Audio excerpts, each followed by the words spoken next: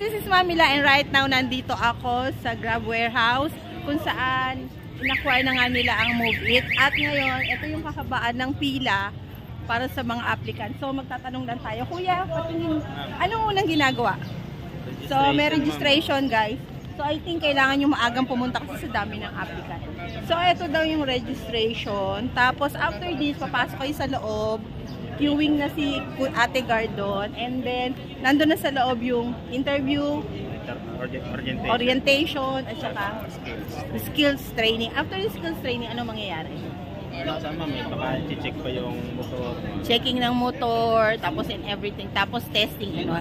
Tapos dun pa lang kayo makaka-apply sa kanila. So, hindi ko na kayo papasok sa loob kasi medyo confidential na yon, okay? So, paano ba pumunta dito sa Grab Warehouse? Pinakamalapit to, A. Bonifacio, malapit sa may Loyola, Marikina, at pwedeng-pwede yung daanan kahit wala muna kayong motor. Pero dahil mag-a-apply kayo, definitely, may dala na kayong motor. So, pakita ko kayo sa labas. Ayan na po. So, sali na sa Move It since nga si Grab acquired Move It na. So, dito na yung application. At dito na pala kayo mag-a-apply sa loob. So, paano ba mag-commute? Going here, kung wala pa kayong dalang motor. Ito po ang entrance ng Grab.